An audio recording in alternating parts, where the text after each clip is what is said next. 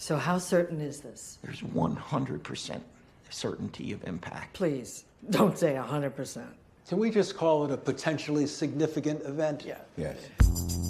A massive fireball speeding towards Earth, promising to obliterate the planet. You guys discovered a comet? Comedy isn't exactly what comes to mind, but the new film, Don't Look Up, from Oscar-winning writer and director Adam McKay, is counting on laughter to focus audiences on a deadly serious matter. This is kind of the feel-good, feel-bad movie of the year.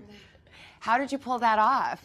It's a pretty good description. We made this movie during the pandemic, before there was even a vaccine. So I think we were all in the mood to laugh because things were so grim.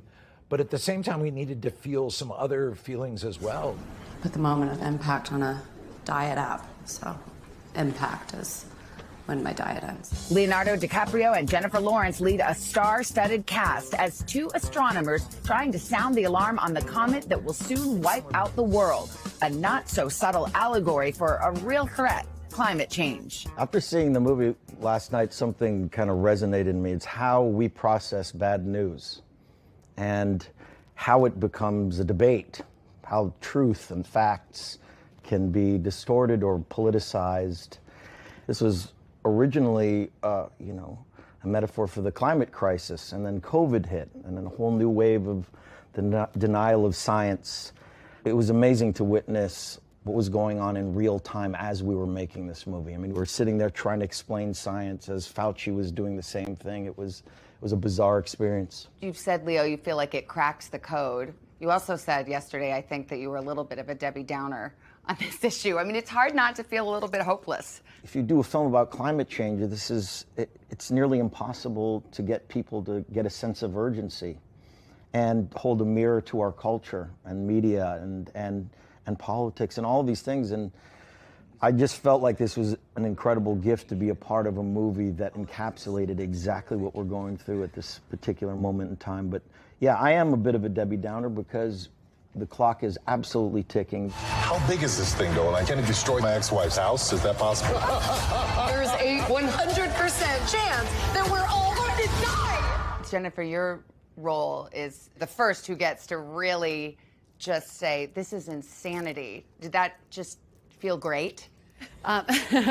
Yeah, I mean, it's just kind of unleashing that helplessness that I feel as a citizen and a human on the planet. It was also so poignant that all of the ire kind of landed squarely on her shoulders because she was saying something that people didn't want to hear.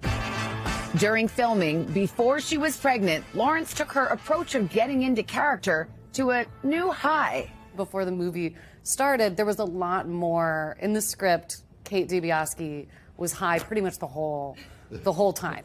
We thought if there was a scene where I wasn't talking, it could be funny to actually just see that kind of just glassy stare. There was one scene where she definitely was like, am I going to speak tonight? I was like, no, you're not. She's like, I'm going to try it because it does fit the character.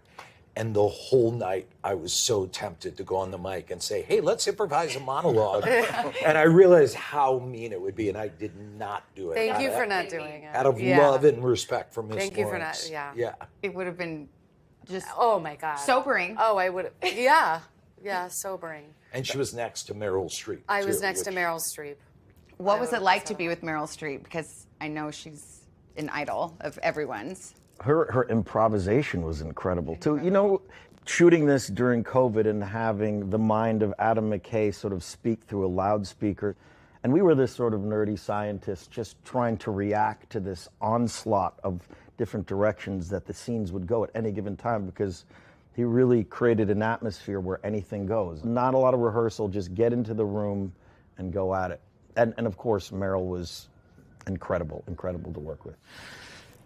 There will be magnitude 10 or 11 earthquakes. You're breathing weird. It's making me uncomfortable. I'm sorry, I'm just trying to articulate the science. I know, but it's so stressful. I heard Jonah Hill ad-libbed a lot of those lines. Oh yeah. There was one day that was just solely dedicated to him insulting me. I'm sorry, who is she? You're her son? I'm chief of staff boy with the dragon tattoo, so I'm doing fine. And that was tough, but it was one of the greatest days of my life. I heard you inhaled your nose ring a few Yeah, times. the stud was a magnet, and poor Leo had to witness a couple times of me making eye contact with you while it got it out of my throat. Yeah, it did happen a couple times, didn't it? And I never understood what the hell was going on. You had the premiere. How did the ending go over? I'm not giving anything away, because you'll kill me. I think it was incredibly emotional, and, you know, had this movie had a different ending, it wouldn't be the story that it is, and we're not going to give that away, but it needed to have this ending. It needed to, it's a wake-up call. It's an alarm clock. And, It's not a Hollywood ending. No, it's not. If it didn't have that ending, there was no way we were going to be a part of it.